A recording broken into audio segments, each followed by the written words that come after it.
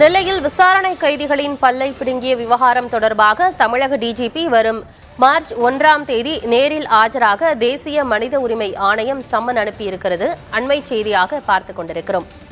நெல்லை மாவட்டம் அம்பாசமுத்திரம் சரகத்தில் ஏஎஸ்பியாக இருந்த பல்வீர் சிங் என்பவர் விசாரணைக்கு வந்த சிறுவர்கள் மற்றும் இளைஞர்களின் பற்களை பிடுங்கப்பட்ட விவகாரம் பெரிய சர்ச்சையை ஏற்படுத்தியிருந்தது. அது தொடர்பாக மனித உரிமை ஆணையம் தரப்பிலிருந்து விசாரணை நடத்தப்பட்டு வருகிறது.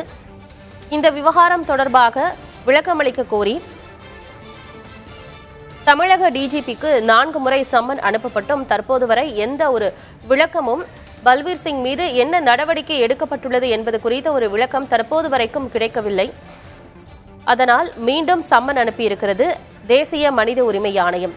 வரும் மார்ச் 1ஆம் தேதி நேரில் ஆஜராக தேசிய மனித உரிமை ஆணையம் சம்மன் அனுப்பியிருக்கிறது. விவரங்களோடு செய்தியாளர் மருதுபாண்டி இணைந்திருக்கிறார். கூடுதல் விவரம் என்ன மருதுபாண்டி? ஆனந்தி, நெல்லை மாவட்டம் அம்பாசமுத்திரம் காவல் சரகத்துக்கு உட்பட்ட பகுதியில் ஏஎஸ்பியாக பணியாற்றிய பல்வீர் சிங் என்பவர் அங்கு விசாரணைக்கு வந்த இளைஞர்கள் மற்றும் சிறுவர்களின் பற்களை பிடுங்கி சித்திரவதை செய்ததாக ஒரு புகார் இருந்தது.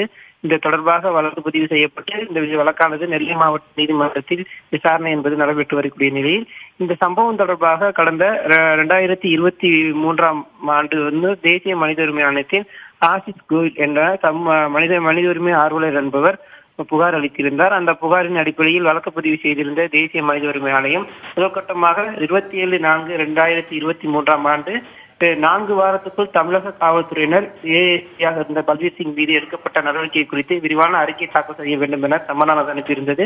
இந்த நிலையில் அது அனுப்பப்பட்ட அந்த 4 வார காலம் முடிந்த பிறகும் எந்த ஒரு பதிலையும் தமிழக காவல்துறை தரப்பில் அளிக்கப்படவில்லை எனவும், மேலும் அதற்கு அடுத்தபடியாக அதே 27 தொடர்ந்து ஜூன் மாதம் மற்றும் ஆகஸ்ட் மாதம் மற்றும் அக்டோபர் மாதம் என்ற 4 முறை சம்மன் அனுப்பப்பட்டும் எந்த பதிலையும் தமிழக காவல்துறை தரப்பில் அளிக்கப்படவில்லை.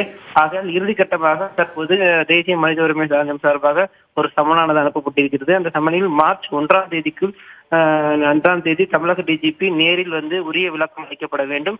இல்லையெனில் பிப்ரவரி மாதத்தில் 23ஆம் தேதிக்குள்ளாவது அதற்கு உரிய விளக்கத்தை கடிதம் மூலமாவது சமர்ப்பிக்க வேண்டும் எனவும் அந்த சம்மனில் தெரிவிக்கப்பட்டிருக்கிறது. ஆனந்தி, தகவல்களுக்கு நன்றி மருதுபாண்டி.